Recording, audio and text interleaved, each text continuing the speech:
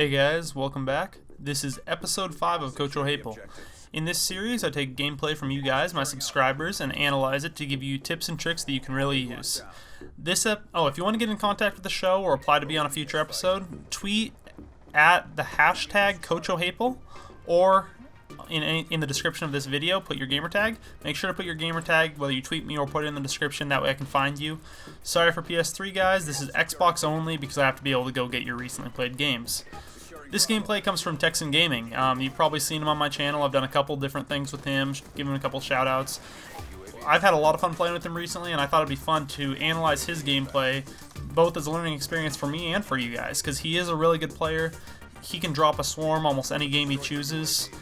In this game, he's not running a swarm, obviously. This is a game of domination. You might have noticed in the very start, he didn't rush straight at the B flag.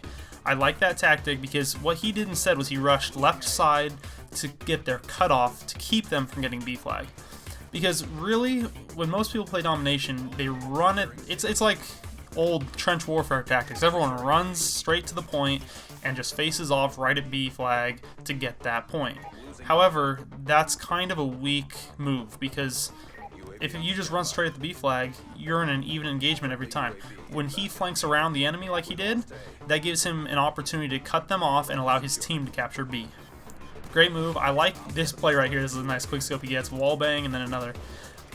This is a sniper rifle he picked up. That's another thing you'll see him do a couple times in this game is when he's running his MSMC and gets a kill, he'll pick up someone else's LMG or sniper rifle from somebody he just killed in order to give him a few more options when he's playing. I think the strongest thing he does in this gameplay is constant flanking. You'll notice that he's hanging out in their spawn right now. His entire team is chilling out at C and B, so he knows that the spawns probably won't flip if he's hanging out in their spawn. He chills in their spawn and just harasses them at their spawn the whole game to keep them from constantly attacking B or C. This play, a little bit weak. Maybe he didn't have his headset turned up. I heard that guy coming. Maybe if he had his headset turned up, he would have heard him too. That's just another example of how sound can save you on many occasions. Another thing you'll notice is that he's making a good play for positions here. He is always trying to hold C and B. Even though they spawn on A side, he's trying to capture C and hold them at C since that's the stronger spawn. And then he comes and tries to harass them at A since that's the weaker spawn. So I like that. I like that he's keeping the good side of the map. You'll notice this whole game is very close. It's always within a couple points, but they do end up winning it.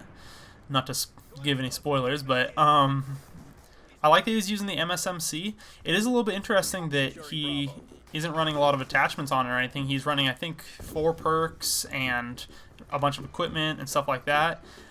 But it seems to work out well for him. He knows how to use the MSMC without any attachments, and it's a nice play. Right here is a perfect example of what I'm talking about. He didn't have this LMG on his class. He switched to it from someone else, saw those guys in the window are probably out of range of my MSMC to get it effectively, switched to the LMG, picked up the easy kill. That's a great play.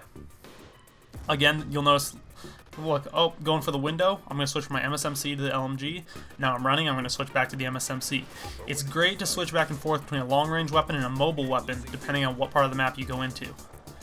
This is another time where he's just going to come in and harass them at their spawn A, rack up a bunch of kills. You might think by watching this that he's not playing the objective, he's not really helping his team because he's not capping that many points. Actually, I think the only point he caps is A off the spawn and C repeatedly as the spawns flip. That's actually not a bad thing. He's playing a very specific role here. What he's doing is spawn control for them. So, good C4 throw there. He's knowing that they're going to spawn in A since his team has the rest of the map locked down, and he's just going to harass them and pick up easy kills at A to keep them from keeping pressure on B. I do not like this move here. He backs himself into a corner with no escape in their spawn, so he knows there's just going to be a constant stream of enemies. There's one, there's two more on his right. You don't, especially if you're in the enemy spawn, you always want to leave yourself an out, which he didn't do in that move. It ended up screwing him out of his orbital VSAT, but that was one of the only weak moves in the game, so good play there. I mean, not a good play there, but good play overall. Again, he's heading back to their spawn to harass them.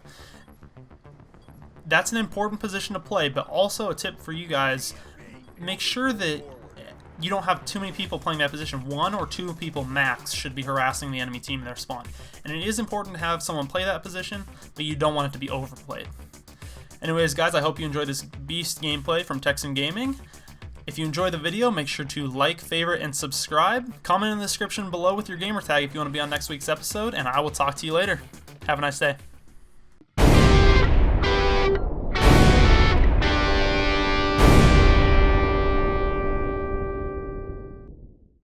Hey guys, welcome to the end of the video. If you made it this far, maybe I've earned your like. You can click that down below. If you want to see more content like this from me, you can click subscribe up here in the top right. I put out videos every Monday, Thursday, and Saturday, so you can expect uploads from me about 3 times a week. And the lower right hand side of your screen, that's my previous video, so you can click on that and see what you missed out last time. Thanks for watching.